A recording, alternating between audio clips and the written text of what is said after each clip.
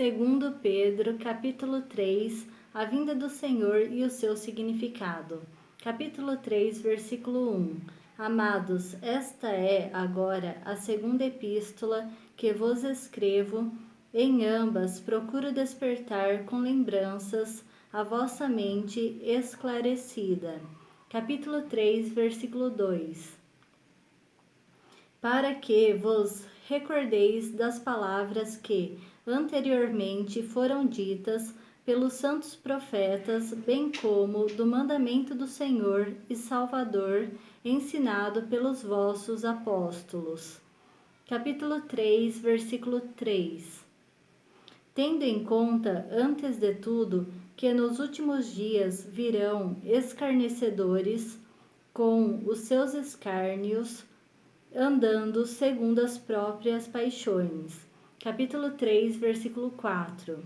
E dizendo: onde está a promessa da sua vinda? Porque, desde que os pais dormiram, todas as coisas permanecem como desde o princípio da criação. Capítulo 3, versículo 5. Porque deliberadamente esquecem que, de longo tempo, houve céus bem como terra, a qual surgiu da água e através da água pela palavra de Deus. Capítulo 3, versículo 6. Pela qual veio a perecer o mundo daquele tempo, afogado em água. Capítulo 3, versículo 7. Ora, os céus que agora existem e a terra, pela mesma palavra, têm sido entesourados para fogo, estando reservados para o dia do juízo e destruição dos homens ímpios. Capítulo 3, versículo 8. Há, todavia, uma coisa, amados, que não deveis esquecer, que para o Senhor um dia é como 1000 anos, e 1000 anos como um dia. Capítulo 3, versículo 9. Não retarda o Senhor a sua promessa, como alguns a julgam demorada. Pelo contrário, ele é longânimo para convosco, não querendo que nenhum pereça, senão que todos cheguem ao arrependimento. Capítulo 3, versículo 10. Virá, entretanto, como ladrão, o dia do Senhor, no qual os céus passarão com estrepitoso estrondo, e os elementos se desfarão abrasados. Também a terra e as obras que nela existem serão atingidas. Capítulo 3, versículo 11. Visto que todas essas coisas hão de ser assim desfeitas, deveis ser tais como os que vivem em santo procedimento e piedade. Capítulo 3, versículo 12. Esperando e apressando a vinda do dia de Deus, por causa do qual os céus incendiados serão desfeitos, e os elementos abrasados se derreterão. Capítulo 3, versículo 13. Nós, porém, segundo a sua promessa, esperamos novos céus e nova terra, nos quais habita a justiça. Capítulo 3, versículo 14. O cristão deve esperar o Senhor, viver vida reta, estudar as Escrituras e crescer em Cristo. Capítulo 3, versículo 14.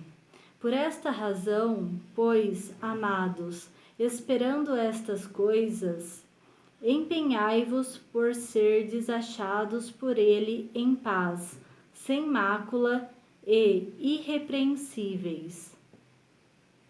Capítulo 3, versículo 15. E tende por salvação a longanimidade de nosso Senhor, como igualmente o nosso amado irmão Paulo vos escreveu, segundo a sabedoria que lhe foi dada. Capítulo 3, versículo 16. Ao falar acerca destes assuntos, como de fato costuma fazer em todas as suas epístolas, nas quais há certas coisas difíceis de entender, que os ignorantes e instáveis deturpam, como também deturpam as demais escrituras para a própria destruição deles. Capítulo 3, versículo 17. Vós, pois, amados, prevenidos como estáis de antemão, acautelai-vos, não suceda que, arrastados pelo erro desses insubordinados, descaiais da vossa própria firmeza. Capítulo 3, versículo 18. Antes, crescei na graça e no conhecimento de nosso Senhor e Salvador Jesus Cristo. A Ele seja a glória, tanto agora como no dia eterno. Amém. Hoje eu vou falar a respeito do capítulo 3, versículo 9, que diz: Não retarda o Senhor a sua promessa, como alguns a julgam demorada. Pelo contrário, Ele é longânimo para convosco, não querendo que nenhum pereça, senão que todos cheguem ao arrependimento. Amém? O Senhor, Ele não demora com a sua promessa. Ele é longânimo para com a gente, porque Ele não quer que nenhum pereça, mas sim que todos cheguem ao arrependimento. Que Deus te abençoe hoje e sempre. Fiquem com Deus e até mais. Tchau, tchau.